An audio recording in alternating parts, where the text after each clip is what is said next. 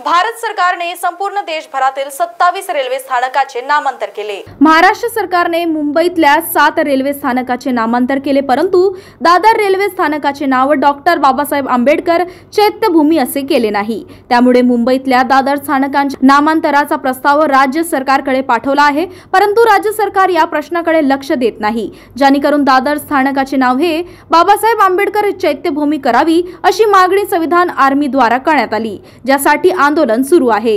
या संविधान आर्मीचा राष्ट्रीय अध्यक्ष नगरसेवक जगनभाई सोनवणे आमची मागणी हे आहे की भारत सरकारने, मोदी सरकारने संपूर्ण देशभरामध्ये 27 रेल्वे स्टेशनचे नामांतर केले, पण दादर रेल्वे स्टेशनचे डॉक्टर बाबासाहेब आंबेडकर चैत्यभूमी दादर हे नामांतर केले नाही। मुंबईचं देखील महाराष्ट्र सरकारने 7 रेल्वे स्टेशनचे नामांतर केले, परंतु आतापर्यंत जे त्या मुंबईचा जो प्रस्ताव राज्य सरकारने पाठवला तिकडे त्यांना देखील आतापर्यंत जे या राज्य सरकारने चैत्यभूमी दादरच्या नामांतराचा प्रश्न त्या प्रस्तावाकडे हुकुमशाही नहीं चलेगी, हुकुमशाही नहीं चलेगी, हुकुमशाही नहीं चलेगी।